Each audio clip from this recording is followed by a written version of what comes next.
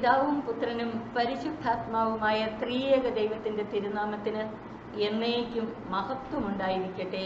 ആമേൻ. കർത്താവിനാൽ ഏറ്റവും സ്നേഹിക്കപ്പെടുന്നവരെ, ഇന്ന് നാം യേശുവിന്റെ ജെറുസലേമിലേക്കുള്ള യാത്ര ആരംഭിക്കുകയാണ്. ലൂക്കായുടെ സുവിശേഷം 9:51 മുതൽ 19:46 വരെ യേശുവിന്റെ ജെറുസലേമിലേക്കുള്ള യാത്രയാണ്. ദൈവനിശ്ചിത ലക്ഷ്യത്തിലേക്കുള്ള തീർത്ഥാടനം. ജെറുസലേമിലേക്കുള്ള യാത്ര ആരംഭിക്കുന്നത് 9:51 മുതൽ 56 വരെയുള്ള വാക്യങ്ങളിൽ സമരിയാക്കാർ യേശുവിനെ തിരസ്കരിക്കുന്ന സംഭവം പറഞ്ഞുകൊണ്ടാണ്. തന്റെ ആരോഹണത്തിന്റെ ദിവസങ്ങൾ പൂർത്തിയായിക്കൊണ്ടിരിക്കവേ യേശു ജെറുസലേമിലേക്ക് പോകാൻ ഉറച്ചു. നിശ്ചയദാർഢ്യത്തോടെ അവൻ ജെറുസലേമിലേക്ക് മുഖം തിരിക്കുകയാണ്. അവിടുത്തെ ലക്ഷ്യം ജെറുസലേമിൽ പൂർത്തിയാകേണ്ട ദൈവനിശ്ചിത ലക്ഷ്യം, തന്റെ പീഡാനുഭവവും കുരിശുമരണവും ഉത്ഥാനവും, അതുവഴി ദൈവിക പദ്ധതിയുടെ പൂർത്തീകരണം. ഈ ലക്ഷ്യം മുന്നിൽ കണ്ടുകൊണ്ടാണ് യേശു യാത്ര ചെയ്തിരുന്നത്. 52-ാം വാക്യത്തിൽ പറയുന്നു, യേശുവിന് വേണ്ട ഒരുക്കങ്ങൾ ചെയ്യാൻ, അവന്റെ സുവിശേഷ ശുശ്രൂഷയ്ക്കായിട്ട് വേണ്ട ഒരുക്കങ്ങൾ ചെയ്യാൻ അവൻ തനിക്കു മുമ്പേ ഏതാനും ദൂതന്മാരെ അയച്ചു. അവൻ ജെറുസലേമിലേക്ക് പോവുകയായിരുന്നത് കൊണ്ട് സമരിയാക്കാർ അവനെ സ്വീകരിച്ചില്ല. സമരിയാക്കാരെ ജെറുസലേമിൽ പ്രവേശിക്കാൻ യഹൂദരനുവദിക്കുന്നില്ല. ജെറുസലേമിൽ അവർക്ക് പ്രവേശനമില്ല. അതുകൊണ്ട് തന്നെ സമരിയാക്കാർ ജെറുസലേമിലേക്ക് പോകുന്നവരെ സ്വീകരിക്കത്തില്ല. എന്നാൽ യോഹന്നാൻ ശ്ലീഹായുടെ സുവിശേഷത്തിൽ യേശുവിന്റെ പരസ്യ ശുശ്രൂഷയുടെ ആദ്യ ഭാഗത്ത് തന്നെ യേശു സമരിയായിലേക്ക് പോകുന്നു. Because of an inner compulsion he was forced to go through Samaria. ദൈവാത്മാവിനാൽ പ്രചോദിതനായി യേശു സമരിയായിലേക്ക് പോയി. അവിടെ സമരിയാക്കാരിയുമായുള്ള യേശുവിന്റെ കണ്ടുമുട്ടലും സമരിയാക്കാരിൽ അനേകർ യേശുവിൽ വിശ്വസിക്കാൻ ഇടയായി. ലൂക്കായുടെ സുവിശേഷത്തിൽ ആദ്യം യേശുവിന് തിരസ്കരണമാണ് കിട്ടുന്നത് സമരിയായിൽ നിന്ന്. ജെറുസലേമിൽ യേശുവിന് ലഭിക്കാനിരിക്കുന്ന തിരസ്കരണത്തിന്റെ ഒരു മുൻ സൂചനയാണിത്.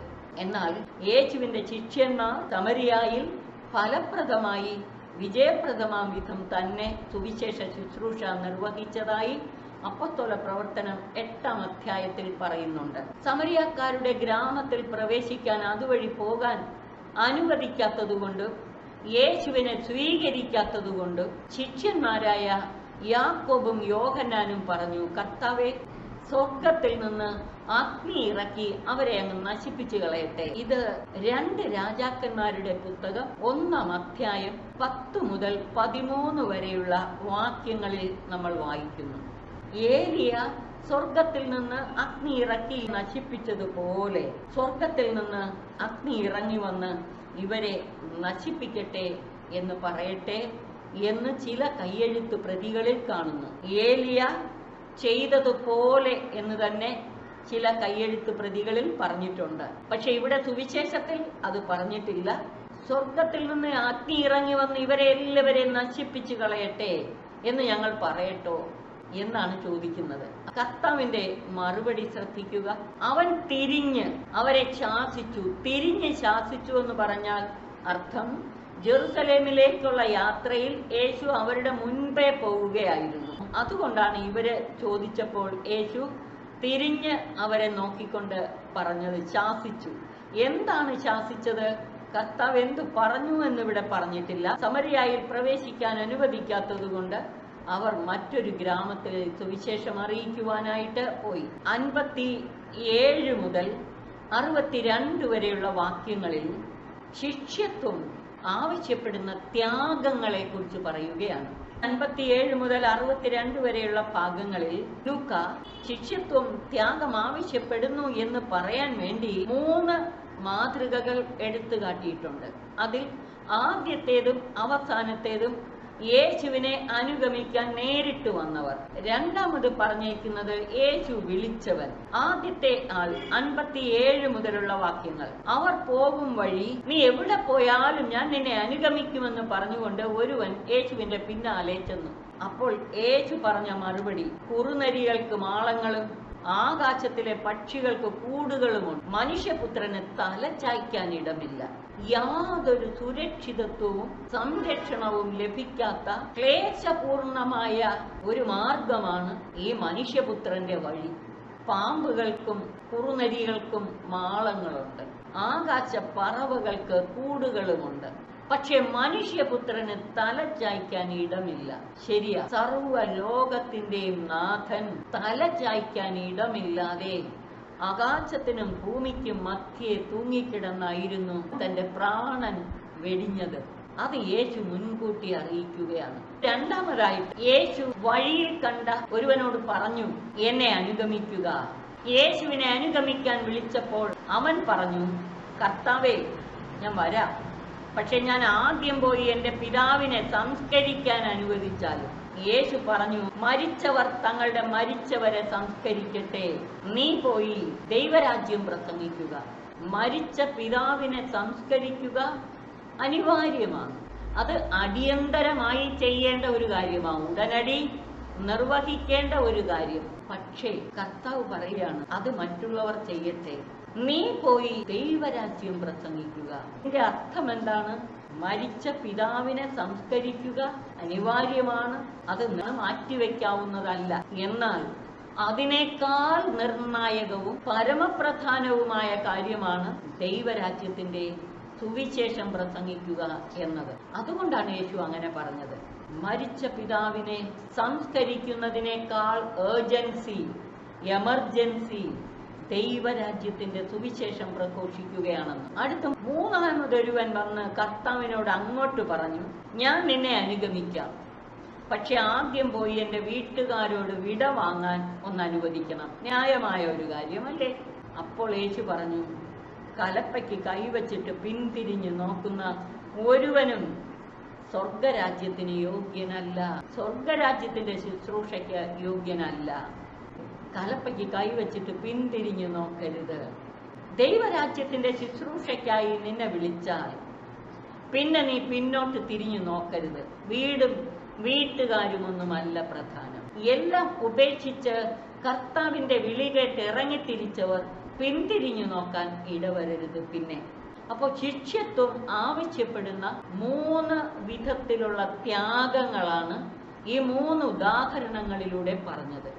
ലൂക്കായുടെ സുവിശേഷം 9-ാം അധ്യായം ഇവിടെ അവസാനിക്കുകയാണ്. ഇന്ന് നമ്മൾ 9:51 മുതലാണ് ആരംഭിച്ചത്. 9:51 മുതൽ 62 വരെയുള്ള വാക്യങ്ങൾ പൂർത്തിയാക്കി. ജെറുസലേമിലേക്കുള്ള യാത്ര ആരംഭിച്ചപ്പോൾ 2 പ്രധാനപ്പെട്ട കാര്യങ്ങളാണ് ആദ്യം എടുത്തു കാട്ടുന്നത്. ഒന്ന്, യേശുവിൻ്റെ പിന്നാലെ ഇറങ്ങിത്തിരിക്കുന്നവർ, യേശുവിലേക്ക് യാത്ര ചെയ്യുന്നവർ, ജെറുസലേം ലക്ഷ്യമാക്കി യാത്ര ചെയ്യുന്നവർ സർവരാലും തിരസ്കരിക്കപ്പെടും. തിരസ്കരണം മാത്രമായിരിക്കും അവർക്ക് ലഭിക്കുന്നത്. രണ്ടാമതായി, ശിഷ്യത്വം വലിയ ത്യാഗം ആവശ്യപ്പെടുന്ന കാര്യമാണ്. യേശുവിന് ലഭിച്ച തിരസ്കരണത്തെയും ശിഷ്യൻ അനുഷ്ഠിക്കേണ്ട ത്യാഗത്തെയും കുറിച്ച് പറഞ്ഞിട്ട് ഉടനെ 10-ാം അധ്യായത്തിൽ യേശു 72 ശിഷ്യരെ നാനാ ഭാഗങ്ങളിലേക്കായിട്ട് അയക്കുന്നതാണ് പറയുന്നത്. 10-ാം അധ്യായത്തിൽ ഒന്നാമതായി പറയുന്നത്. 10-ാം അധ്യായത്തിൽ പ്രധാനമായും 5 കാര്യങ്ങളാണ് പ്രതിപാദിക്കുന്നത്. ഒന്ന്, യേശു 72 പേരെ പ്രേഷിത ദൗത്യവുമായി അയക്കുന്നതാണ്. മാനസാന്തരത്തിന് അവസരം കൊടുത്തിട്ടും അനുതപിച്ച് മാനസാന്തരപ്പെട്ട് കർത്താവിലേക്ക് തിരിയാത്ത നഗരങ്ങളെ കുറിച്ചുള്ള ശാപമാണ് 10-ാം അധ്യായത്തിൽ രണ്ടാമതായി അവതരിപ്പിക്കുന്ന കാര്യം. മൂന്നാമതായി, കർത്താവ് അയച്ച 72 പേരും മടങ്ങി വന്ന് തങ്ങളിലൂടെ ദൈവം പ്രവർത്തിച്ച കാര്യങ്ങൾ അവരെ അറിയിക്കുകയായിരുന്നു. അതോടൊപ്പം അവർ വന്ന് പറയുന്നത് കേട്ട് യേശു ആത്മാവിൽ ആഹ്ലാദിക്കുന്നു, ആനന്ദിക്കുന്നു. ഇതാണ് മൂന്നാമത്തെ കാര്യം. നാലാമതായി, നല്ല സമരിയാക്കാരന്റെ ഉപമ. അഞ്ചാമതായി, മർത്തയെയും മറിയത്തെയും കുറിച്ചുള്ള വിവരണം. ഇങ്ങനെ 5 കാര്യങ്ങളാണ് 10-ാം അധ്യായത്തിൽ പറഞ്ഞിട്ടുള്ളത്. അതിൽ ഒന്നാമത്തേത് യേശു 72 പേരെ അയക്കുന്നതാണ്. 11 മുതലുള്ള വാക്യങ്ങൾ. അനന്തരം കർത്താവ് വേറെ 72 പേരെ തെരഞ്ഞെടുത്ത് താൻ പോകാനിരുന്ന എല്ലാ പട്ടണങ്ങളിലേക്കും നാട്ടിൻ പുറങ്ങളിലേക്കും ഈ 2 പേരായി അവരെ തനിക്കു മുമ്പേ അയച്ചു. യേശുവിന് മുമ്പേ വഴിയൊരുക്കുവാനായി അയച്ചു. യേശു അപ്പസ്തോലന്മാരെ തെരഞ്ഞെടുത്തതും അവരെ പ്രേക്ഷിത ദൗത്യവുമായി അയക്കുന്നതെല്ലാം നമ്മൾ നേരത്തെ കണ്ടു. ഇവിടെ അതിൽ നിന്ന് വ്യത്യസ്തമായി 72 പേരെ. 12 ശിഷ്യർ മാത്രമല്ല, ക്രിസ്തു ശിഷ്യരെല്ലാവരും, യേശുവിന്റെ ശിഷ്യത്വം സ്വീകരിച്ച എല്ലാവരും പ്രേക്ഷിതരാണ്. അപ്പൊ സുവിശേഷ ശുശ്രൂഷയുടെ സാർവത്രിക മാനത്തെ എടുത്തു കാട്ടുകയാണ് ഈ 72 പേരെ അയക്കുന്നത്. ആദ്യം ശിഷ്യന്മാരെ തെരഞ്ഞെടുത്ത് പ്രത്യേകം അവരെ യഹൂദരുടെ ഇടയിലേക്ക് ആണ് അയച്ചത്. ഈ 72 പേര് യേശു പോകേണ്ട സ്ഥലങ്ങളിലേക്കെല്ലാം യേശുവിന് മുമ്പേ അവരെ അയക്കുകയാണ്. നാം സകലരോടും സുവിശേഷം അറിയിക്കാൻ കടപ്പെട്ടിരിക്കുന്നു. ഭൂമിയുടെ അതിർത്തികൾ വരെ സുവിശേഷം അറിയിക്കണമെന്ന്.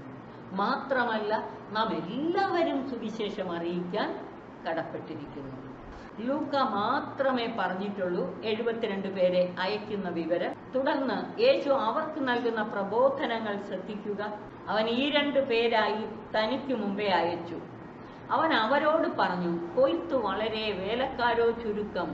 അതിനാൽ കൊയ്ത്തിന് വേലക്കാരെ അയക്കുവാൻ കൊയ്ത്തിന്റെ നാഥനോട് നിങ്ങൾ പ്രാർത്ഥിക്കുവിൻ. വിളവധികം, വേലക്കാർ ചുരുക്കം.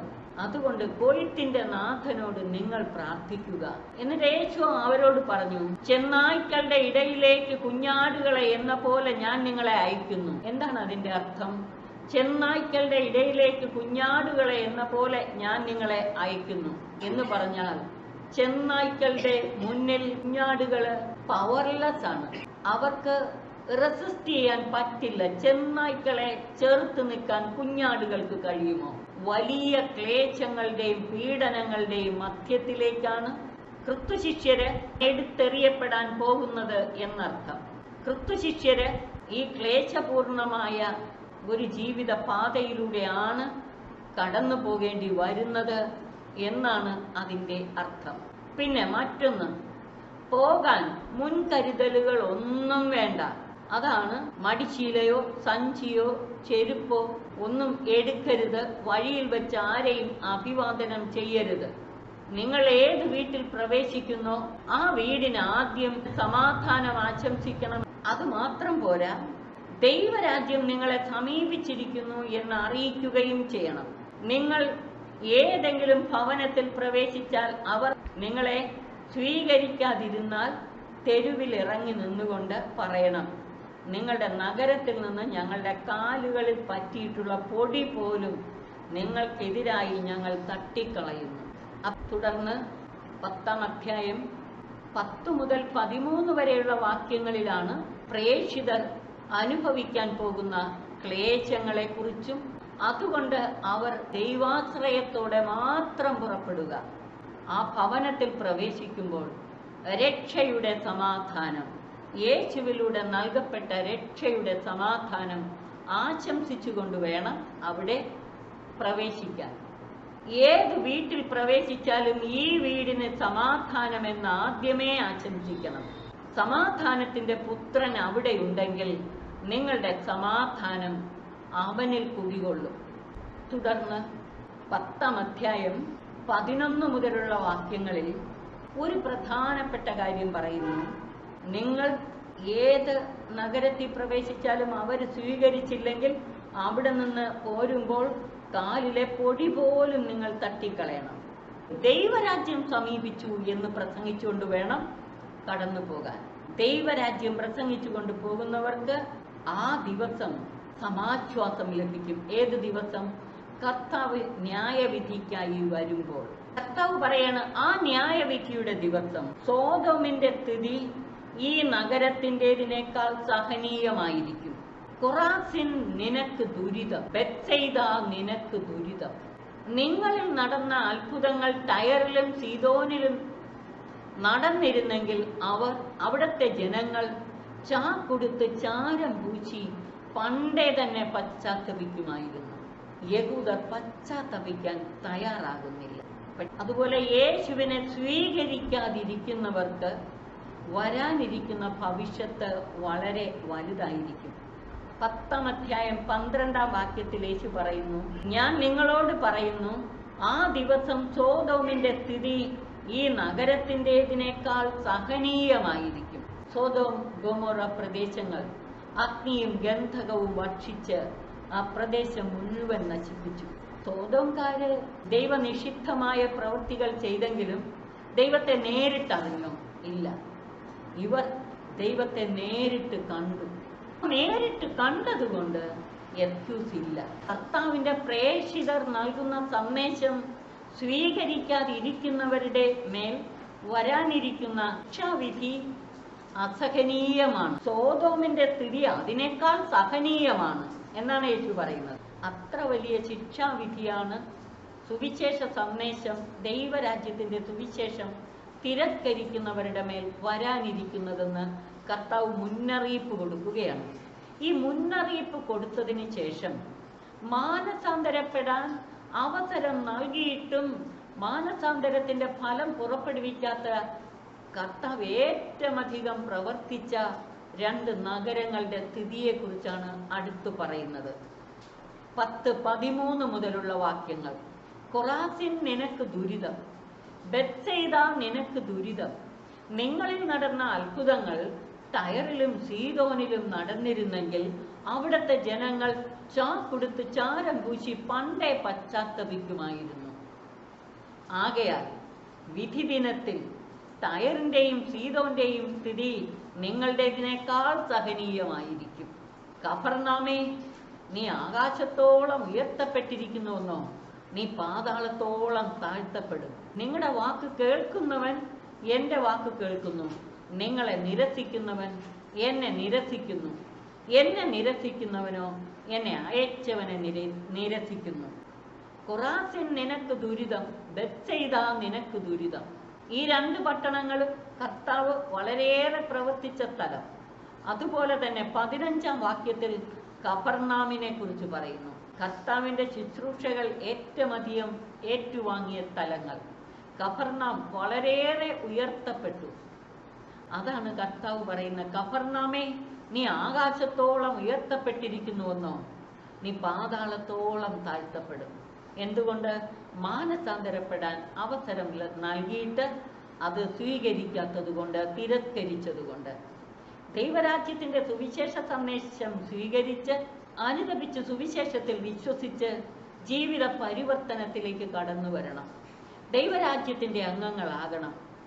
അതിനുള്ള അവസരം നൽകിയിട്ട് അത് സ്വീകരിക്കാതെ തിരസ്കരിച്ച് ശിക്ഷാവിധി വരുത്തി വെക്കരുത് എന്ന മുന്നറിയിപ്പ് നൽകിയതിന് ശേഷം ഈ 3 പട്ടണങ്ങളെ കർത്താവ് പ്രത്യേകം എടുത്തു പറഞ്ഞു. കൊറാസിൻ, ബെത്സയിദ, കഫർനാം.